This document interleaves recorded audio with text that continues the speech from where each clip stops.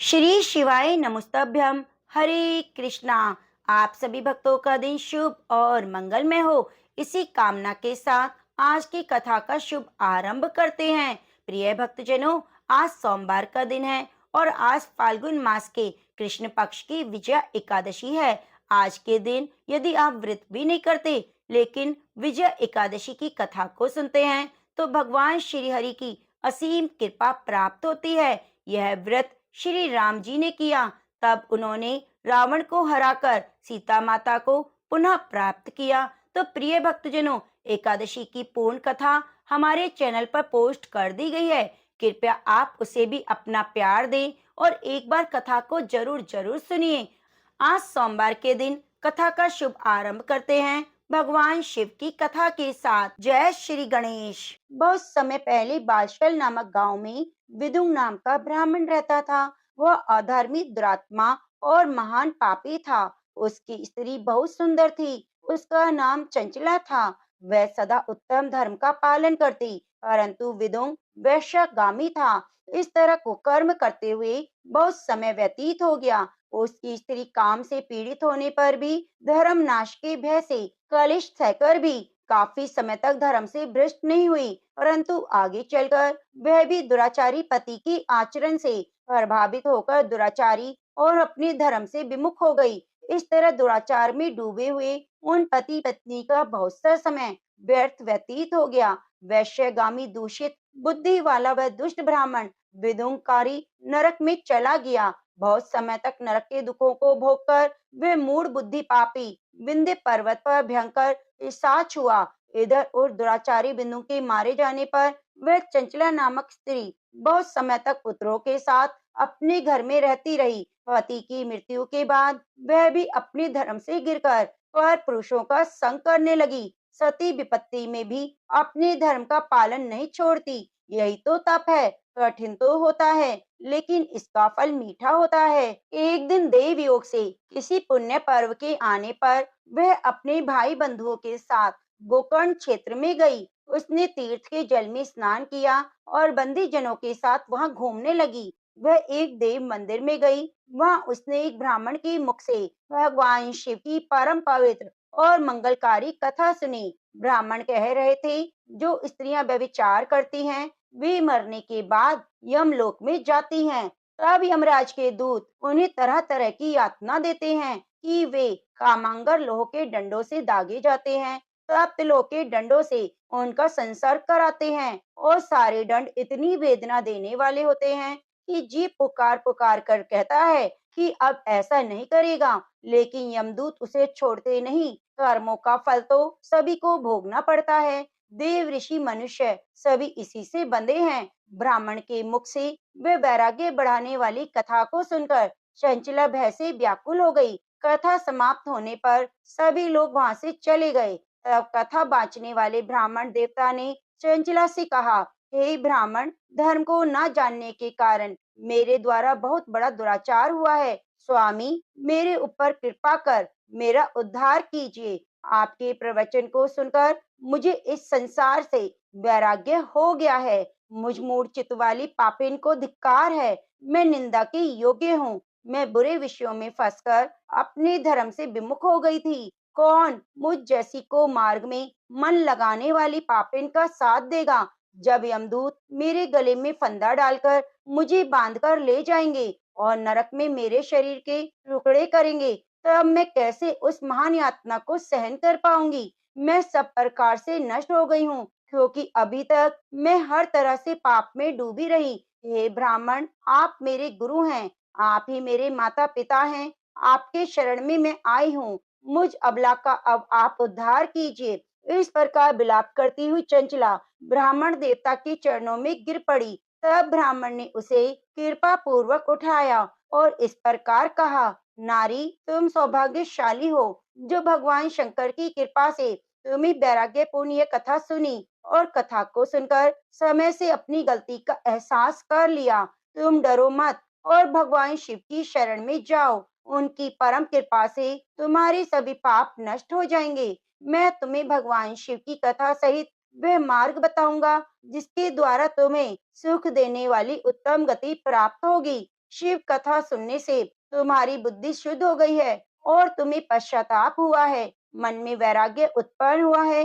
पश्चाताप ही पाप करने वाले पापियों के लिए सबसे बड़ा प्रायश्चित है। जो मनुष्य अपने को कर्म के लिए प्रायश्चित नहीं करता, वह उत्तम गति प्राप्त नहीं करता, परंतु जिसे अपने कुकृत्य पर हार्दिक पश्चाताप होता है, वह अवश्य ही उत्तम गति का भागीदार होता है। इसमें शक नहीं। शुद्ध चित्त में ही भगवान शिव और माता पार्वती का वास होता है। वह शुद्ध आत्मा पुरुष भगवान सदाशिव के पद को प्राप्त होता है। इस कथा का श्रवण सभी मनुष्यों के लिए कल्याणकारी है, अतः इसकी आराधना और सेवा करनी चाहिए। हे ब्राह्मण पत्नी, तुम अन्य विषयों से अपने मन को हटाकर भगवान शंकर की इस परम पावन कथा को सुनो। इससे तुम्हारे चित्त की शुद्धि होगी और तुम्हें मोक्ष की प्राप्ति होगी। जो मनुष्य निर्मल हृदय से भगवान शिव के चरणों का चिंतन करता है, उसकी एक ही जन्म में मुक्ति हो जाती है। यह कहकर वह ब्राह्मण चुप हो गए। उनका हृदय करुणा से भर गया। वे ध्यान में मग्न हो गए। ब्राह्मण का उपदेश सुनकर चंचला के नेत्रों में आनंद के आंसू छलक आए। वह हर्ष से भरे हृदय से ब्राह्मण देवता के चरणों में गिर गई और हाथ जोड़कर बोली, मैं कृतार्थ हो गई। हे ब्राह्मण शिव भक्तों में श्रेष्ठ स्वामिन, आप धन्य हैं। आप परमार्थदर्शी हैं और सदा परोपकार में लगे रहते हैं। साधु, मैं नरक के समुद्र में गिर रही हूँ, कृपया मेरा उद्धार कीजिए। जिस पौराणिक और अमृत के समान कथा की बात आपने की है, उसे सुनकर मेरे मन में वैराग्य उत्पन्न हुआ है। उस अमृतमय कथा को सुनने के लिए मेरे मन में बड़ी श्रद्धा हो रही है। कृपया आप मुझे उसे सुनाइए। कथा सुनने की इच्छा मन में लिए हुए चंचला उस ब्राह्मण देवता की सेवा में वहीं रहने लगी। उस गोकर्ण नामक महान क्षेत्र में उस ब्राह्मण देवता के मुख से चंचला भगवान शिव की भक्ति, ज्ञान और वैराग्य बढ़ाने वाली, मुक्ति देने वाली परम उत्तम कथा सुनकर कृतार्थ हुई। उसका चित्त शुद्ध हो गया। वह अपने हृदय में शिव के सगुण रूप का चिंतन करने लगी। वह सदैव शिव सच्चिदानंद में स्वरूप का स्मरण करती थी। इसके बाद अपना समय पूर्ण होने पर चंचला ने बिना किसी कष्ट के अपना शरीर त्याग दिया। उसे लेने के लिए एक दिव्य विमान वहां पहुंचा। वह विमान शोभा साधनों से सजा था और शिवगणों से सुशोभित था। चंचला विमान से शिवपुरी पहुंची। उसके सारे पाप धुल गए। वह दिव्य रूप धारणी दिव्यांगना हो गई। वह गौरंगी देवी मस्तक पर अर्धचंद्र का मुकुट और अन्य दिव्य आभूषण पहने शिवपुरी में पहुंची। वहां उसने सनातन देवता त्रिनेत्रधारी महादेव शिव को देखा। सभी देवता उनकी सेवा में भक्ति भाव से उपस्थित थे। उनकी अंग कांति करोड़ों सूर्यों की समान प्रकाशित हो रही थी। 5 मुख और हर मुख में 3-3 नेत्र थे। मस्तक पर अर्धचंद्र आकार मुकुट शोभायमान हो रहा था।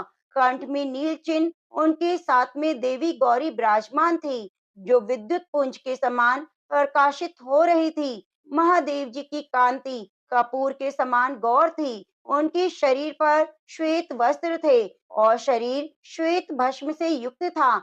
इस प्रकार भगवान शिव के परम उज्जवल रूप के दर्शन कर चंचला बहुत प्रसन्न हुई। उसने भगवान को बार बार प्रणाम किया और हाथ जोड़कर प्रेम, आनंद और संतोष से युक्त होकर विनीत भाव से खड़ी हो गई। उसके नेत्रों से आनंद के आंसुओं की धारा बहने लगी। भगवान शंकर और भगवती गौरी उमा ने करुणा के साथ सौम्य दृष्टि से देखकर चंचला को अपने पास बुलाया। गौरी उमा ने उसे प्रेम पूर्वक अपनी सखी बना लिया। चंचला सुख पूर्वक भगवान शिव के धाम में उमा देवी की सखी के रूप में निवास करने लगी। एक दिन चंचला आनंद में मग्न उमा देवी के पास गई और दोनों हाथ जोड़कर उनकी स्तुति करने लगी।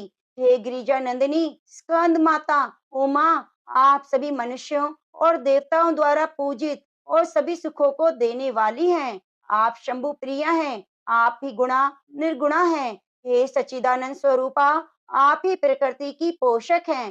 हे माता, आप ही संसार की सृष्टि, पालन और संहार करने वाली हैं। इस प्रकार सद्गति प्राप्त चंचला देवी की स्तुति कर शांत हो गई। उसकी आंखों में प्रेम के आंसू उमड़ आए। तब शंकर प्रिया भक्त वत्सला उमा देवी ने बड़े प्रेम से चंचला को चुप कराते हुए कहा, सखी चंचला, मैं तुम्हारी इस स्तुति से प्रसन्न हूँ। बोलो, क्या वर मांगती हो? तब चंचला बोली, हे माँ, मेरे पति विदुम इस समय कहाँ हैं? उनकी स्थिति कैसी है? मुझे बताइए, कुछ उपाय कीजिए ताकि हम फिर से मिल सकें। हे महादेवी, मेरे पति एक शूद्र जाति वैश्या के प्रति आसक्त थे और पाप में डूबे रहते।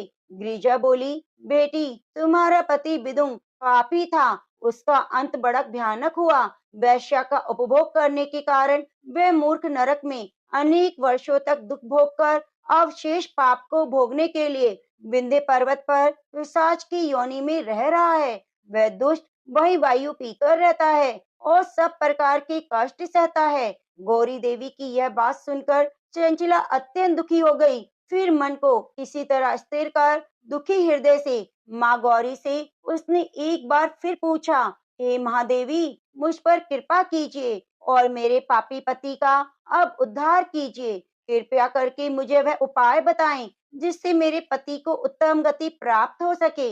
गौरी देवी ने कहा, यदि तुम्हारा पति भगवान शिव की पुण्यमय कथा को सुने तो दुर्गति को पार करके उत्तम गति का भागी हो सकता है। अमृत के समान मधुर गौरी देवी के वचन सुनकर चंचला ने दोनों हाथ जोड़कर मस्तक झुकाकर उन्हें बारंबार प्रणाम किया और प्रार्थना की, मेरे पति को भगवान शिव की कथा सुनाने की व्यवस्था की जाए। ब्राह्मण पत्नी चंचला के बार बार प्रार्थना करने पर शिव प्रिया गौरी देवी ने भगवान शिव की महिमा का गान करने वाले गंधर्वराज तुमरू को बुलाकर कहा, तुमरू, तुम भगवान शिव में प्रीति रखते हो, तुम मेरे मन की सभी बातें जानकर मेरे कार्य को सिद्ध करते हो, तो मेरी इस सखी के साथ विंध्य पर्वत पर जाओ। वहाँ एक घोर और भयानक पिशाच रहता है। पूर्व जन्म में वह पिशाच वैश्यगामी हो गया था। वह स्नान संध्या आदि नित्य कर्म छोड़कर अब पवित्र रहने लगा। क्रोध के कारण उसकी बुद्धि भ्रष्ट हो गई थी। दुर्जनों से उसकी मित्रता और सज्जनों से द्वेष बढ़ गया था। वह अस्त्र शस्त्र से हिंसा करता, लोगों को सताता, घरों में आग लगा देता, चांडाल से दोस्ती करता।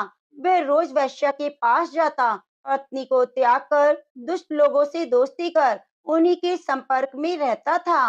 वह मृत्यु तक दुराचार में फंसा रहा और मृत्यु के बाद उसे पापियों के भोग स्थान यमपुरी में ले गए। वहां घोर नरकों को सहकर वह इस समय विंध्य पर्वत पर पिशाच बनकर रह रहा है और पापों का फल भोग रहा है। तुम उसके सामने परम पुण्य पापों का नाश करने वाली भगवान शिव की कथा का प्रवचन करो। इस कथा को सुनने से उसका हृदय सभी पापों से मुक्त होकर शुद्ध हो जाएगा और वह प्रेत योनि से मुक्त हो जाएगा। दुर्गति मुक्त होने पर उस विदुम नामक पिशाच को तुम विमान पर बिठाकर भगवान शिव के पास ले आना और वह प्रेत योनि से मुक्त हो जाएगा।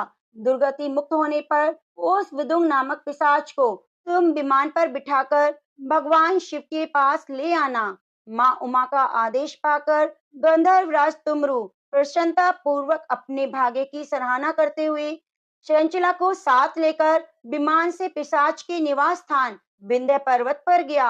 वहां पहुंचकर उसने विशाल आकृति वाले पिशाच को देखा। उसका शरीर विशाल था, थोड़ी बड़ी थी, कभी हंसता, कभी रोता, कभी उछलता। महाबली तुमरू ने कथा बांचने के लिए स्थान तलाश कर मंडप की रचना करनी शुरू की।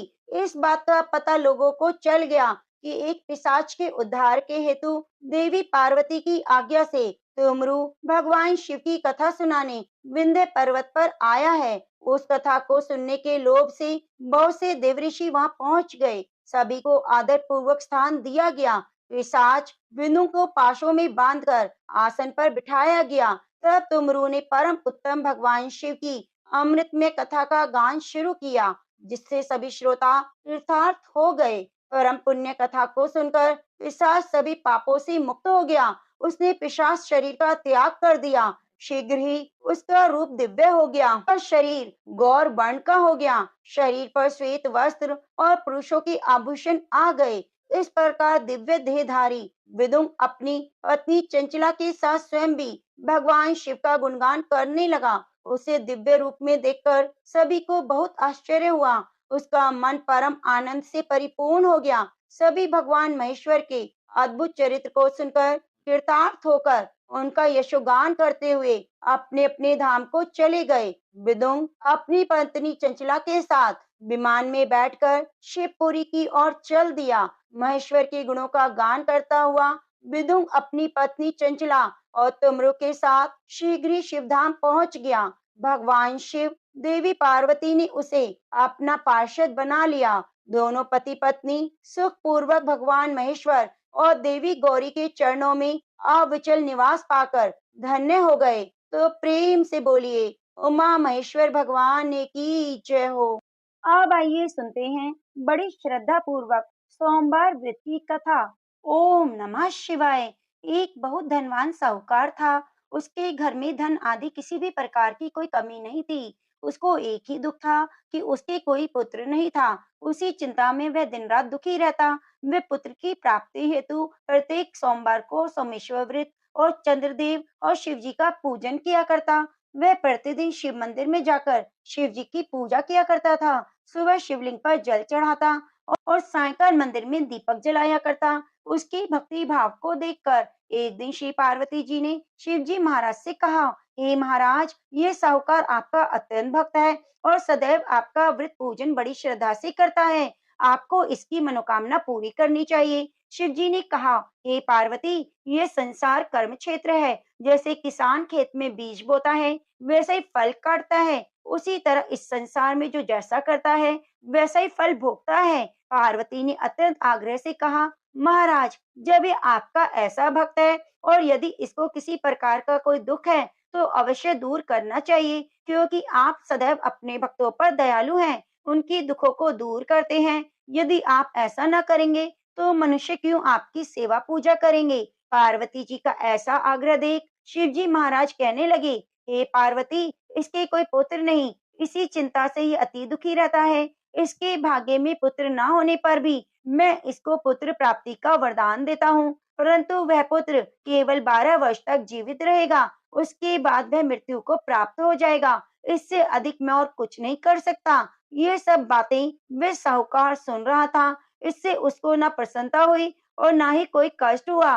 वह पहले जैसा ही शिवजी महाराज का व्रत और पूजन करता रहा। कुछ काल व्यतीत हो जाने पर साहूकार की स्त्री गर्भवती हुई और 10वें महीने में उसने एक सुंदर पुत्र को जन्म दिया। साहूकार के घर बहुत खुशी मनाई गई, परंतु साहूकार ने उसकी केवल 12 वर्ष की आयु जान कोई अधिक प्रसन्नता प्रकट नहीं की और न ही किसी को भेद बतलाया। जब वह 11 वर्ष का हो गया, तो बालक की माता ने उसके पिता से विवाह आदि के लिए कहा, परंतु साहूकार कहने लगा, मैं अभी इसका विवाह नहीं करूंगा और काशी जी पढ़ने के लिए भेजूंगा। फिर साहूकार ने अपने साले अर्थात उस बालक के मामा को बुलाकर उसको बहुत सा धन देकर कहा, तुम इस बालक को काशी जी पढ़ने ले जाओ। रास्ते में जिस स्थान पर भी जाना, यज्ञ करते और ब्राह्मणों को भोजन कराते जाना। वे दोनों मामा भांजे सब जगह सब प्रकार का यज्ञ कराते और ब्राह्मणों को भोजन कराते जा रहे थे।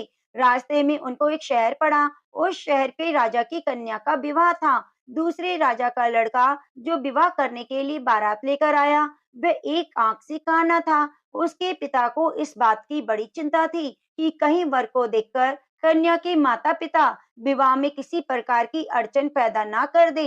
इस कारण जब उसने अति सुंदर सेठ के लड़के को देखा, तो मन में विचार किया, क्यों न इस लड़के को वर के कपड़े पहनाकर और घोड़ी पर चढ़ाकर ले जाएं। बड़ी सुंदरता से सब कार्य हो गए। वर के पिता ने सोचा, यदि विवाह कार्य भी इसी लड़के से करा दिया जाए तो क्या बुराई है। ऐसा विचार कर राजा ने लड़के और उसके मामा से कहा, यदि आप फेरों और कन्यादान का काम भी करा दें तो आपकी बड़ी कृपा होगी। हम इसके बदले बहुत सा धन देंगे। उन्होंने भी स्वीकार कर लिया और विवाह कार्य भी अच्छी तरह से हो गया। परंतु जिस समय लड़का जाने लगा, तो उसने राजकुमारी की चुनरी के पल्ले पर लिख दिया, तेरा विवाह तो मेरे साथ हुआ है, परंतु जिस राजकुमार के साथ तुमको भेजेंगे वह एक आंख से काना है। मैं तो काशी जी पढ़ने जा रहा हूँ। उस राजकुमारी ने जब चुनरी पर ऐसा लिखा पाया, तो राजकुमार के साथ जाने से मना कर दिया और कहा कि यह मेरा पति नहीं, मेरा विवाह इसके साथ नहीं हुआ। जिसके साथ मेरा विवाह हुआ है वह तो काशी जी पढ़ने गया है।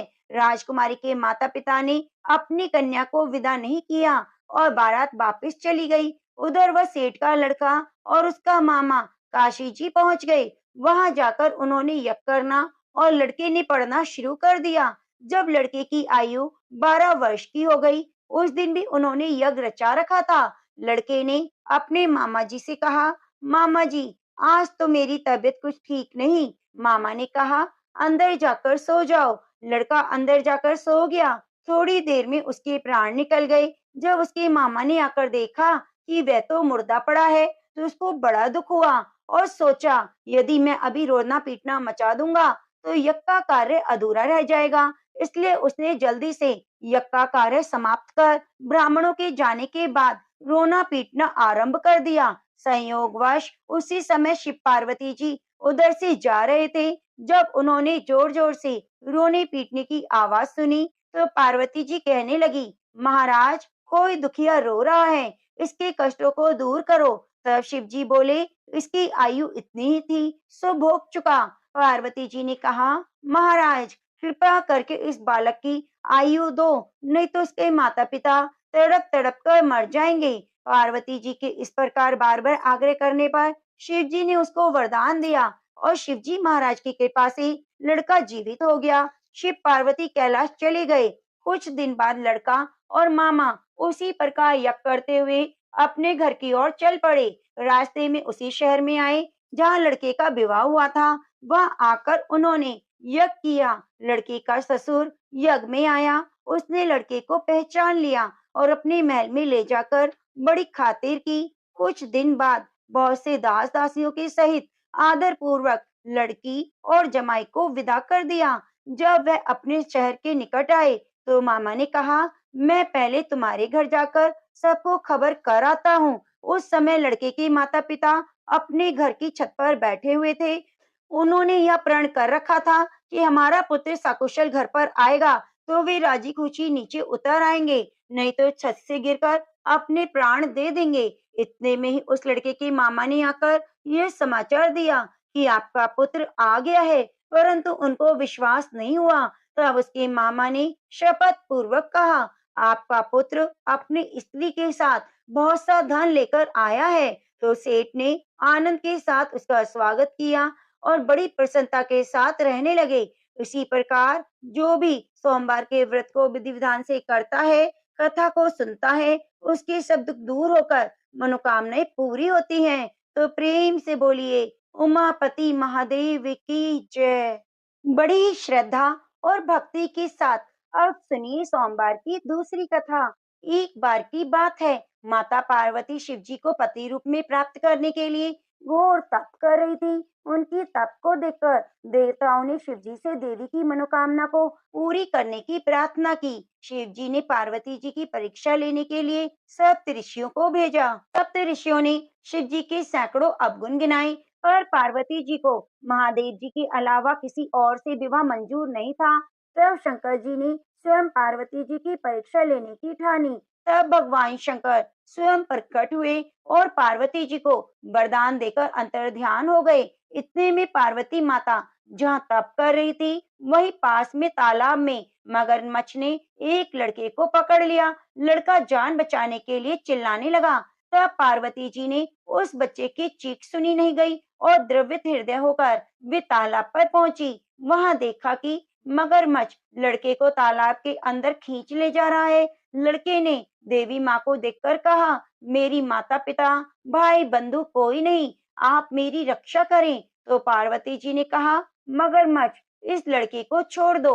मगरमच्छ बोला, दिन के छठे पहर में मुझे जो मिलता है उसे मैं अपना आहार समझकर स्वीकार कर लेता हूँ, यह मेरा नियम है। ब्रह्मदेव ने दिन के छठे पहर में इस लड़के को भेजा है, तो मैं इसे क्यों छोड़ूं? पार्वती जी ने विनती की कि तुम इसे छोड़ दो, बदले में तुम्हें जो चाहिए वह मुझसे कहो। तो मगरमच्छ बोला, एक ही शर्त पर मैं छोड़ूंगा। आपने तप करके महादेव जी से जो वरदान लिया है, यदि उस तप का फल मुझे दे दो तो मैं इसे छोड़ दूंगा। पार्वती जी तुरंत तैयार हो गई। उन्होंने कहा, मैं अपने तप का फल तुम्हें देने को तैयार हूँ, लेकिन तुम इस बालक को छोड़ दो। मगरमच्छ ने समझाया, सोच लो देवी, जोश में आकर संकल्प मत करो। हजारों वर्ष तक जैसा तप किया है वैसा देवताओं के लिए भी संभव नहीं। उसका सारा फल इस बालक के प्राणों के बदले चला जाएगा। पार्वती जी ने कहा, मेरा निश्चय पक्का है, मैं तुम्हें अपने तप का फल देती हूँ, तुम इसको जीवन दे दो। मगरमच्छ ने पार्वती जी से तप दान करने का संकल्प करवाया।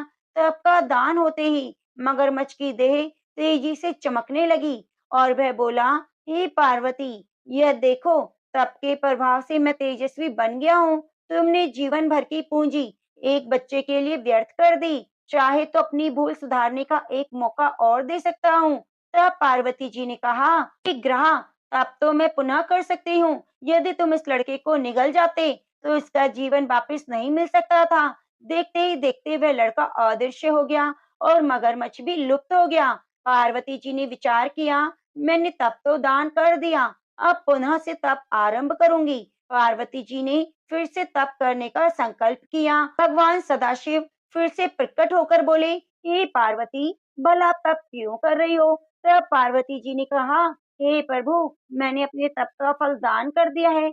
आपको पति रूप में पाने के संकल्प के लिए मैं फिर से वैसा ही घोर तप करके आपको प्रसन्न करूंगी। तो महादेव जी बोले, मगरमच्छ और लड़का दोनों रूपों में मैं ही था। तुम्हारा चित्त प्राणी मात्र में अपने सुख दुख का अनुभव करता है या नहीं, इसकी परीक्षा लेने के लिए मैंने ही यह लीला रची थी। अनेक रूपों में दिखने वाला मैं एक ही हूँ। मैं अनेक शरीरों में शरीरों से अलग निर्विकार हूँ। तुमने अपना तप मुझे ही दान दिया है, इसलिए अब और तप करने की आवश्यकता नहीं। देवी ने महादेव जी को प्रणाम कर प्रसन्न मन से विदा किया। प्रेम से बोलो, भगवान शंकर माता पार्वती की जय। अब आइए सुनते हैं फाल्गुन मास महात्म्य की कथा। एक समय श्री सूत को बैठे हुए देखकर नमित सराइन में सौनक आदि महर्षियों ने बड़े हर्ष से जाकर उन्हें सब ओर से घेर लिया। फिर वे सभी महात्मा बैठ गए। तब उनके बताए हुए आसन पर महर्षि कुमार सूत जी भी विनय पूर्वक विराजमान हुए। तब उन ऋषियों ने सूत जी से कहा, मुनि, आप पापों का नाश करने वाली कोई पुण्यमय कथा कहिए। सूत जी ने कहा, मैं श्री सरस्वती जी, गणेश जी और संपूर्ण देवताओं के युगल चरणों की वंदना करके नमस्कार करता हूँ। सबके नियंता धर्म स्वरूप परमेश्वर के चरणों में मस्तक झुकाकर उन सबके प्रसाद से उत्तम फल का वर्णन करता हूँ। एक समय की बात है, सत्यवती नंदन व्यास जी राजा युधिष्ठिर के दरबार में उनके आने का समाचार सुनकर सबको बड़ा हर्ष हुआ। भीमसेन आदि सब भाई धर्मराज युधिष्ठिर के साथ उठकर खड़े हो गए। इसके बाद युधिष्ठिर ने सामने जाकर भाइयों सहित उन्हें साष्टांग प्रणाम किया और विधि पूर्वक उनकी पूजा करके उन्हें सिंहासन पर बिठाकर उनका कुशल मंगल पूछा। तब धर्मजीत एवं दिव्य कथा सुनाई। कथा के अंत में राजा युधिष्ठिर ने मुनि श्रेष्ठ व्यास जी से इस प्रकार कहा, ब्राह्मण, आपके प्रसाद से मैंने बहुत सी उत्तम कथाएं सुनी हैं। इस समय मैं धर्मसार के उत्तम महात्म्य की कथा को सुनना चाहता हूँ। तब व्यास जी कहने लगे, हे राजा, अनेक प्रकार के वृक्षों से और भली भांति लताओं से और सुशोभित फूलों से वह सदैव पुण्यदायक है और निरंतर फलों से भरा रहता है। वह किसी का किसी से बैर नहीं, सर्वथा निर्भय स्थान है। वह गो और ब्राग्र, चूहे और बिलाव सभी साथ साथ खेलते हैं। मेंढक सांप के साथ खेलता है। मनुष्य राक्षसों के साथ विहार करते हैं। धर्मान, महानंदमय, दिव्य एवं पावन से भी पावन है। स्वर्ग में देवता लोग निवासियों की प्रशंसा करते हैं। तब युधिष्ठिर ने पूछा, मुनि, देवताओं ने उस क्षेत्र का नाम धर्मार्क कब रखा था? तब व्यास जी कहने लगे, नृपश्रेष्ठ, एक समय धर्मराज ने बड़ी कठिन तपस्या की। तपस्या में लगे हुए धर्मराज को देखकर ब्रह्मा और इंद्र आदि सभी देवता कैलाश पर्वत पर गए। वहां भगवान शंकर भगवती उमा देवी के साथ पारिजात वृक्ष की छाया में बैठे थे। उनके पास पहुंचकर ब्रह्मा जी ने इस प्रकार उनकी स्तुति की, हे नीलकंठ, आपके अनंत रूप है, आपको बारंबार नमस्कार है। आपके इस स्वरूप का यथावत ज्ञान किसी को नहीं। आप केवल्य एवं अमृत स्वरूप हैं, आपको नमस्कार है। देवता जिसका अंत नहीं जानते उन भगवान शिव को नमस्कार है। वाणी जिनकी प्रशंसा करने में असमर्थ है, भगवान शिव को नमस्कार है। योगी समाधि में निश्चल होकर अपने हृदय कमल के कोश में जिनके ज्योतिर्मय स्वरूप का दर्शन करते हैं, उन श्री ब्रह्मा को नमस्कार है। प्रभु, आप भक्तजनों पर कृपया करके स्वेच्छा से सगुण रूप धारण करते हैं, आपको नमस्कार है। इस लोक में सब प्रकार की स्तुतियों के द्वारा स्तवन करने योग्य आप ही हैं। हे ईश्वर, आपके द्वारा ये संपूर्ण विश्व प्रपंच व्याप्त है, आपको पुनः पुनः नमस्कार है। इस प्रकार महादेव जी की स्तुति करके ब्रह्मा आदि देवता उनके आगे दंड की भांति पृथ्वी पर गिर पड़े। तब भगवान शंकर ने उनसे कहा, देवताओं, तुम क्या चाहते हो? ब्रह्मा जी के कहने पर सब दुखों का नाश करने वाले महादेव धर्मात्मा धर्मराज ने बड़ी दुस्सह तपस्या की। न जाने वे देवताओं को कौन सा उत्तम स्थान ले जाना चाहते थे। यह सोचकर इंद्र आदि सब देवता उनकी तपस्या से ठर्रा उठे। देवेश, आप उन्हें तपस्या से उठाइए। तब महादेव जी बोले, देवताओं में सच कहता हूँ, तुम्हें धर्मराज से कोई भय नहीं है। यह सुनकर सब देवता उठे और भगवान शिव की परिक्रमा और बारंबार नमस्कार करके अपने अपने स्थान को चले गए। परंतु देवराज को नींद नहीं आई, उनकी सुख शांति खो गई। मन ही मन सोचने लगे, मेरे लिए बड़ा भारी विघ्न उपस्थित हुआ है। धर्मराज ने मेरा इंद्र पद हड़प लेने के लिए यह अत्यंत दुष्कर तप किया है। ऐसा विचार करते हुए देवराज इंद्र ने देवताओं से कहा, मैंने बहुत कलेश उठाकर जिसे प्राप्त किया, उसी को धर्मराज क्या मुझसे छीन लेना चाहते हैं। यह सुनकर बृहस्पति जी बोले, इनकी तपस्या में विघ्न डालने के लिए यह उर्वशी आदि अप्सराओं को भेजा जाए। तब अप्सराओं से कहा, तुम सब लोग शीघ्र धर्मार को जाओ, जहाँ धर्मराज दुष्कर तपस्या में लगे हैं, वहाँ पहुंचकर उन्हें इस प्रकार लुभाओ जिससे तपस्या भ्रष्ट हो जाए। इंद्र का यह वचन सुनकर वर्धिनी नामक अप्सरा ने कहा, हे इंद्र, मैं देवताओं के कार्य की सिद्धि के लिए अपनी माया और रूप के बल से पूरी चेष्टा करूंगी। ऐसा कहकर वर्धिनी उस स्थान पर गई जहाँ धर्मराज तपस्या कर रहे थे। वह अधिकाधिक वस्त्रों और आभूषणों से विभूषित होकर कपोल पर रोली की वेदी और नैनों में काजल लगा मनोहर रूप बनाकर उनके सामने गई। सबके मन को लुभाने वाला नृत्य करने लगी। उस समय धर्मराज का मन सहसा शुद्ध हो उठा। धर्मराज को शुद्ध हुआ देखकर वर्धिनी ने पूछा, प्रभु, समस्त चराचर जगत धर्म में ही स्थित है, वहीं साक्षात धर्म रूप होकर आप ये दुष्कर तप क्यों कर रहे हैं? तब यमराज ने कहा, भामिनी, मैं भगवान महेश्वर के स्वरूप का दर्शन करना चाहता हूँ, इसलिए कठिन तपस्या कर रहा हूँ। तो वर्धिनी बोली, धर्म, इस तपस्या के कारण इंद्र आपसे भयभीत हैं। उन्हीं से प्रेरित होकर मैं यहाँ आपकी तपस्या में विघ्न डालने आई हूँ। वर्धिनी के इस सत्य भाषण से सूर्यनंदन बहुत संतुष्ट हुए। उन्होंने वर्धिनी से कहा, मैं तुम्हें दुर्लभ वर देता हूँ, तुम कोई मनवांछित वर मांगो। वर्धिनी बोली, धर्मधारियों में श्रेष्ठ मुझे लोगों के हित के लिए इंद्रलोक में स्थिरता पूर्वक निवास प्रदान कीजिए। तो यमराज ने कहा, एवमस्तु, अब तुम शीघ्रता पूर्वक कोई दूसरा वर मांगो। तो वर्धिनी बोली, महामते, इस महाक्षेत्र में इस स्थान पर मेरे नाम से एक प्रसिद्ध तीर्थ हो, जो सब पापों का नाश करने वाला हो, उसमें किया हुआ दान होम तप स्वाध्याय अक्षय हो। तथास्तु कहकर भगवान धर्मराज चुप हो गए। तब वर्धिनी ने उनकी 3 बार परिक्रमा करके मस्तक नवाकर स्वर्ग लोक को प्रस्थान किया। वहां जाकर वह देव इंद्र से इस प्रकार बोली, देवेश, आप सूर्यनंदन यम से भय ना करें, वे यश के लिए तपस्या कर रहे हैं। इतना कहकर वह इंद्र को प्रणाम करके अपने स्थान को चली गई। जिसके बाद धर्मराज विधि पूर्वक तपस्या में स्थित हो गए। उनकी घोर तपस्या देखकर देवताओं की प्रार्थना से भगवान शंकर वृषभ पर आरूढ़ होकर अस्त्र शस्त्र एवं सुंदर कवच धारण करके उस स्थान को गए जहाँ धर्मराज तपस्या में स्थित थे। वहां पहुंचकर महादेव जी बोले, धर्म, तुम्हारी इस तपस्या से मेरा चित्त बहुत संतुष्ट है, तुम कोई वर मांगो, वर मांगो। इस प्रकार संभाषण करते हुए भगवान महेश्वर को देखकर धर्मराज बांबी से उठकर खड़े हो गए और दोनों हाथ जोड़कर शुद्ध वचनों द्वारा उन्होंने लोकनाथ शिव की इस प्रकार स्तुति की।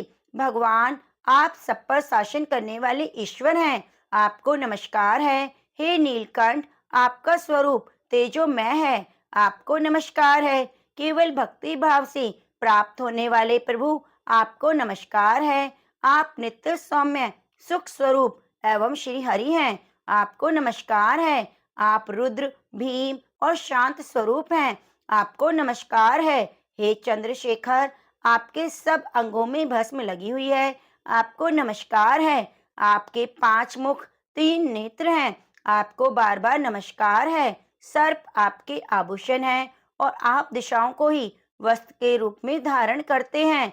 आप अंधकासुर का विनाश करने वाले और दक्ष के पाप को हर लेने वाले हैं, आपको नमस्कार है। हे प्रभु, आपने कामदेव को भस्म किया है, आपको नमस्कार है। मेरे द्वारा की हुई इस स्तुति का जो पाठ करे और पवित्र होकर तीनों कालों में पढ़े सुने, वे सब पापों से छूटकर कैलाश धाम को जाए। इस प्रकार धर्मराज ने प्रणाम करके जब बड़ी भक्ति से भगवान शिव की स्तुति की, तब भगवान शिव ने कहा, महाभाग्य अनुसार वर मांगो। तो यमराज ने कहा, देव शंकर, यदि आप मुझे वर देना चाहते हैं तो इस महाक्षेत्र में आप मेरे नाम से प्रसिद्ध होकर निवास कीजिए। यह स्थान धर्म आरण्य के नाम से तीनों लोकों में प्रसिद्धि को प्राप्त हो। तब महादेव जी बोले, धर्मराज, यह स्थान प्रत्येक युग में सदा धर्म आरण्य के नाम से विख्यात होगा।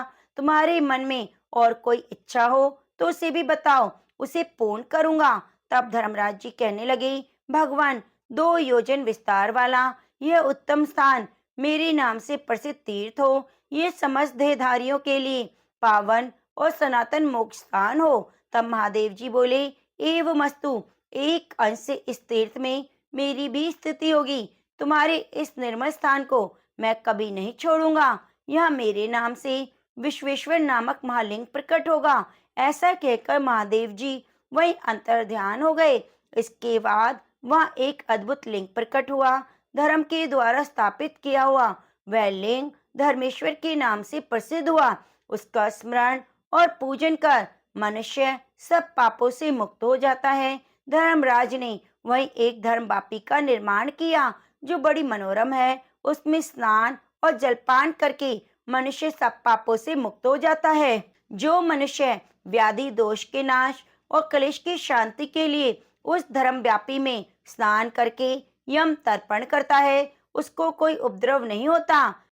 धर्म वापी में तर्पण करने से अग्नि, स्वात, आजप और सोमपति उत्तम तृप्ति को प्राप्त होते हैं। जो माया से मोहित होकर इस क्षेत्र में अत्यंत दूषित पर स्त्री गमन और स्वर्ण की चोरी आदि पाप करते हैं, वे सभी नरक में पड़ते हैं।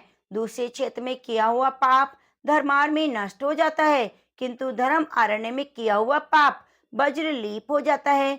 पुण्य या पाप जो कुछ भी शुभ कर्म होता है, वह सब 100 वर्ष तक यह नित्य बढ़ता रहता है। मन में कामना रखने वालों के लिए यह पवित्र तीर्थदायक स्थान है, योगियों के लिए मुक्तिदायक है और सिद्धों के लिए सदैव सिद्धिदायक बताया गया है। तो प्रेम से बोलिए, शिव शंकर भोलेनाथ की जय। प्रिय भक्तजनों, फाल्गुन मास माहात्म्य की कथा को सुनने के लिए आप हमारे चैनल को सब्सक्राइब कर लीजिए और बगल में बनी घंटी को दबा लीजिए। यदि आप एकादशी व्रत की कथा को सुनना चाहते हैं तो हमारे चैनल पर पोस्ट कर दी गई है। कृपया आप एक बार एकादशी व्रत की संपूर्ण कथा को भी जरूर सुनिए।